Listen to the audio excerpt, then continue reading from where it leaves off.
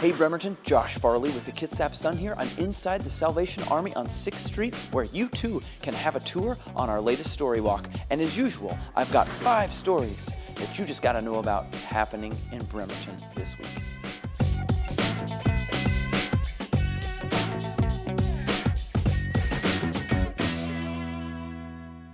Welcome back to this edition of the Bremerton Beat Blast, sponsored by the Admiral Theater. Story number 1 today. For the first time in Kitsap County history, Muslims have a place of their own to worship right here in Bremerton. It's off of Marine Drive, and it's the result of years of fundraising that the Muslims of this county are finally able to have a permanent home. Instead of having to travel all the way to Tacoma or, Seattle, we have jobs over here. So, some of our jobs let us have that time off just to go worship. To have a place right here in Bremerton where we don't have to travel that far is beautiful. Everybody's welcome, even if they're not Muslim. They're welcome to come see and how we worship and come ask questions. Story number 2 on the Bremerton Beat Blast this week. Well, we've all seen them, those people who like to fly solo in the carpool lanes as you head out of town on Highway 304 past the big Navy ships. Well, Welsey Weaver would like to see something done about that. He watched as lots of people who were by themselves in cars drove past him as he waited patiently in the lanes to the right.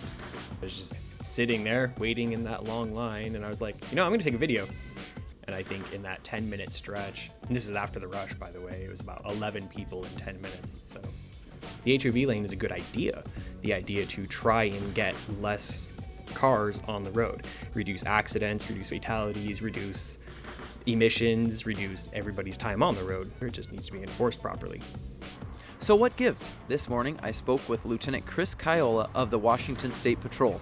Kiola says that due to manpower constraints, it's hard for troopers to constantly camp out along the side of Highway 304 or the Navy Yard Highway.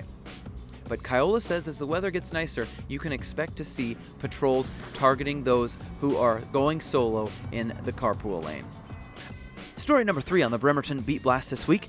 The 2017 Story Walk series is about to kick off, and we've got 2 spectacular walks to tell you about right out of the gates. The first is right here at the Salvation Army and Kitsap Rescue Mission, where we're going to look at downtown Bremerton's social safety net.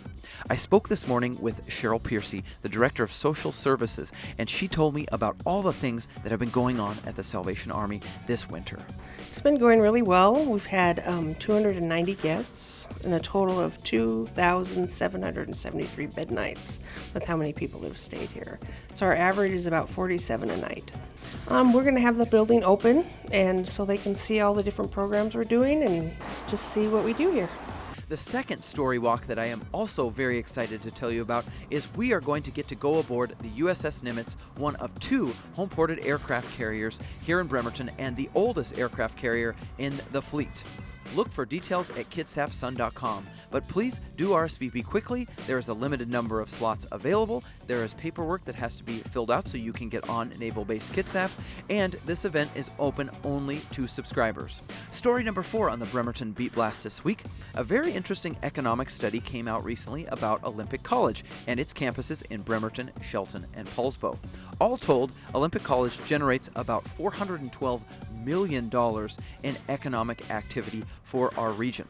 The study helped to reinforce something that we've known all along here at Olympic College, which is that we are a great investment for our students, for our alumni, and for the communities that we serve in Kitsap and Mason counties.